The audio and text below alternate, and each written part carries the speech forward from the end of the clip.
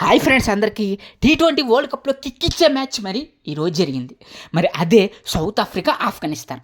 మరి ఈ మ్యాచ్ ఎంతలా కిక్కిచ్చిందంటే నువ్వా నేనా అన్నట్టు సాగింది. మరి ఈ మ్యాచ్ టై అయింది. 187 పరుగులు చేసిన సౌత్ ఆఫ్రికాని ఆఫ్ఘనిస్తాన్ వాళ్ళు టై చేశారనమాట.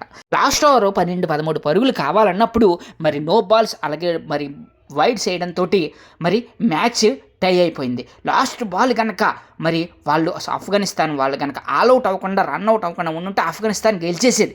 ఆల్మోస్ట్ ఆఫ్ఘనిస్తాన్ గెలిచిన మ్యాచ్ని మరి సౌత్ ఆఫ్రికా రన్అవుట్ చేసి టై చేసింది. మరి అలా టై అయిన తర్వాత సూపర్ ఓవర్కి వెళ్తాం కదా.